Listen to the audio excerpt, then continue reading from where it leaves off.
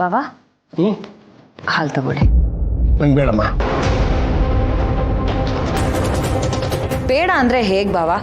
ಅಲ್ಲ, ನೀವು ಊಟ ತಿಂಡಿ ಹಾಲು ಹಣ್ಣು ಎಲ್ಲ ಟೈಮ್ ಸರಿಗೆ ತಗೋಬೇಕು ಅಂತ ಡಾಕ್ಟ್ರ್ ಹೇಳಿದ್ದಾರೆ ತಾನೆ. ಅದು ಅಲ್ಲದೆ ಸುಬ್ಬು ಬೇರೆ ಸಾರಿ ಹೇಳೋಗಿದ್ದಾನೆ.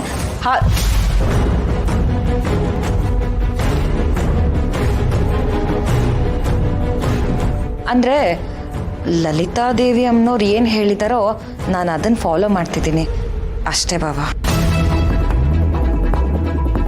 ಇಟ್ಟು ಹೋಗಮ್ಮ.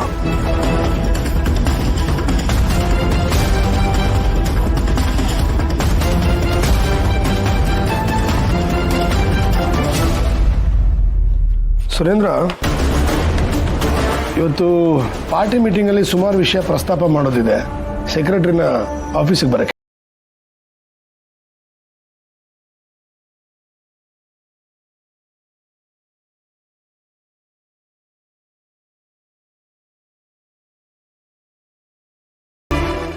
ಬರ ಆ ವಿಷಯ ಬಿಡೋಣ.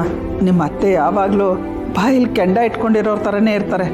ನೀನು ಅವ್ರ ಹತ್ರ ಹೇಗೆ ಎಣಗ್ತಿದೀಯ? ಹೌದು ಕಣೆವರ, ನನಗೂ ಅದೇ ಚಿಂತೆ ಆಗೋಗ್ಬಿಟ್ಟಿದೆ. ಈ ಅತ್ತೆಂದಿರು ಗಟ್ವಾಣಿಗಳಾಗ್ಬಿಟ್ರೆ ಸೊಸೆದಿರ್ಗೆ ಕಷ್ಟದ ಮೇಲೆ ಕಷ್ಟ ತಪ್ಪಿದ್ದಲ್ಲ, ಅವ್ರ ಬಾಯಿಗೆ ಸಿಕ್ಕಿ ನೀನಲ್ಲಿ ಹೇಗೆ ಜೀವನ ನಡೆಸ್ತಿದ್ಯಾ? ಅದಕ್ಕೆಲ್ಲ ನೀವು ಯಾರೂ ಹೆದರಬೇಡಿ.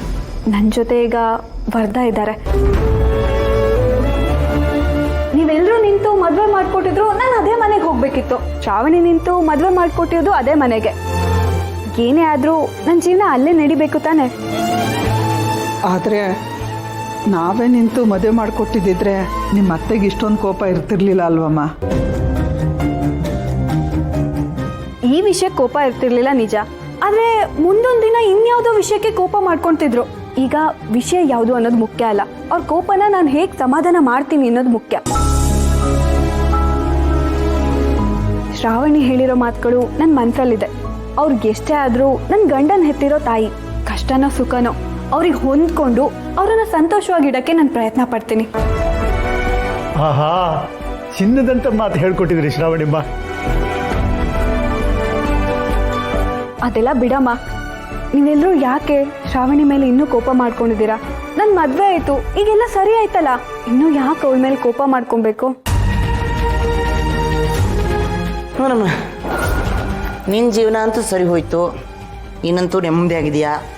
10 ಮನೆ ಬಾಡಿಗೆ ಬರುತ್ತೆ ನಿಮ್ಮ ಅತ್ತೆಗೆ. ನೀನು ಆ ಮನೆಗೆ ಸೊಸೆಯಾಗಿ ಹೋಗಿದ್ಯಾ, ಮಹಾರಾಣಿ ಥರ ಇರ್ತೀಯ. ಆದರೆ ನಾವು ದಿನ ಬೆಳಕರಿದ್ರೆ 3 ಕಾಸಿಗೂ ಬೆಲೆ ಇಲ್ದಿರೋ ಮುಖ ನೋಡ್ಕೊಂಡು ಬದುಕಬೇಕಲ್ಲ. ಕಾಂತಮ್ಮನವರೇ, ಮಾತಿನ ಮೇಲೆ ಹಿಡ್ತಾ ಇರಲಿ. ಮರ್ಯಾದೆ ಕೊಟ್ಟು ಮರ್ಯಾದೆ ತಗೊಳ್ಳಿ. ಅಲ್ಲ, ಇವರಿಂದ ಏನು ಕೋಟಿ ಸಿಕ್ಕಿಬಿಟ್ಟಿದೆ ಈ ಮನೆಯವರಿಗೆ, ಮರ್ಯಾದೆ ಕೊಟ್ಟು ಮರ್ಯಾದೆ ತಗೊಳಕ್ಕೆ. ಬರಿಗೈಲಿ ಬಿರುಗಾಳಿ ಥರ ಈ ಮನೆ ಒಳಗೆ ಬಂದು ಒಕ್ಕರ್ಸ್ಕೊಂಡಿರೋರಿಗೆ ನಾನು ಈಗಾಗಲೇ ಮಾಡಿರೋ ಉಪಚಾರನೇ ಜಾಸ್ತಿ ಆಯಿತು. ಇಂಥವರೆಲ್ಲ ನನ್ನ ಮಗನ್ನು ಮನೆಯಿಂದ ಹೊರಗೆ ಹಾಕಕ್ಕೆ ನೋಡ್ತಾರಂತೆ. ಇವ್ರು ತಿಂತಾ ಇರೋದು ಬಿಟ್ಟಿ ಅನ್ನನೇ.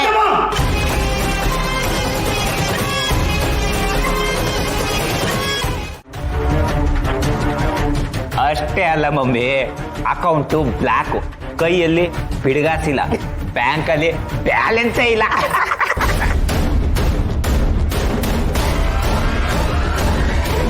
ಇದಿಷ್ಟು ಆಸ್ತಿಗಳು ಶ್ರಾವಣಿಯವ್ರಿಗೆ ಸೇರಬೇಕು. ಇವಿಷ್ಟು ಮಾತ್ರ ಅಲ್ಲ, ತಲಾಂತರದಿಂದ ಬಂದಿರೋ ಚಿನ್ನ, ವಜ್ರದ ಒಡವೆಗಳು ಬ್ಯಾಂಕ್ ಲಾಕರಲ್ಲಿವೆ. ಅದು ಕೂಡ ಶ್ರಾವಣಿಗೆ ಸೇರಬೇಕು. ಈ ಥರ ಕೈಯಲ್ಲಿ ಏನು ಇಲ್ಲದೆ ಇರೋರಿಗೆಲ್ಲ ನಾವು ಬೆಲೆ ಕೊಡ್ಬೇಕಾ? ಹೇಳಿ ಅನಂತ ಶಯನ, ಇಂಥವ್ರಿಗೆಲ್ಲ ನಾವು ಬೆಲೆ ಕೊಡ್ಬೇಕಾ?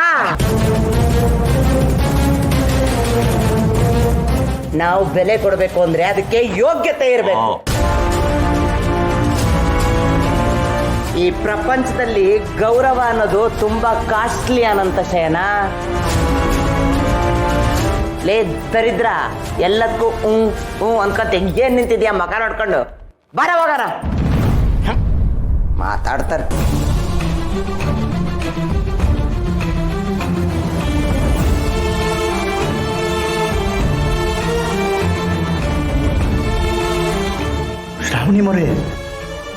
ಮಾತುಗೆಲ್ಲ ಬೇಸರ ಪಟ್ಕೋಬೇಡಿ.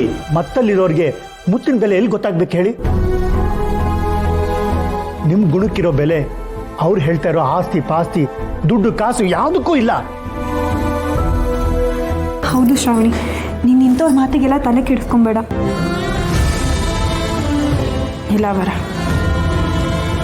ನಾನು ಇವ್ರ ಮಾತಿಗೆಲ್ಲ ತಲೆನೇ ಕೆಡಿಸ್ಕೊಳ್ಳಲ್ಲ.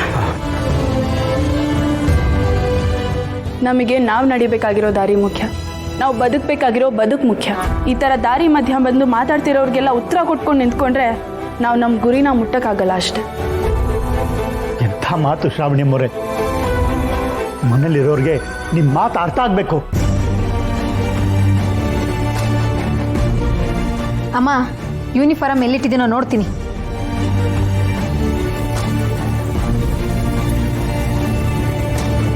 ಸರಿ ಶ್ರಾವಣಿ, ನಾನು ಹೊರಡ್ತೀನಿ. ಬರ್ತೀನಮ್ಮ. ಶ್ರಾವಣಿ, ಅಣ್ಣನ ಹನಿಮೂನ್ ಹೋಗೋಕ್ಕೆ ನೀನೇ ಒಪ್ಪಿಸ್ಬೇಕು. ಹೋಗೋದಾದ್ರೆ 2 ಜೋಡಿ ಒಟ್ಟಿಗೆ ಹೋಗ್ತೀವಿ. ಅಲ್ಲ ವರ, ಆದರೆ ಹೋದ್ರೆ ಏನು ಮಾತಾಡಬೇಡ. ನಾನು ಬರ್ತೀನಿ ಅಮ್ಮ, ಹೋಗಿ ಬರ್ತೀನಿ.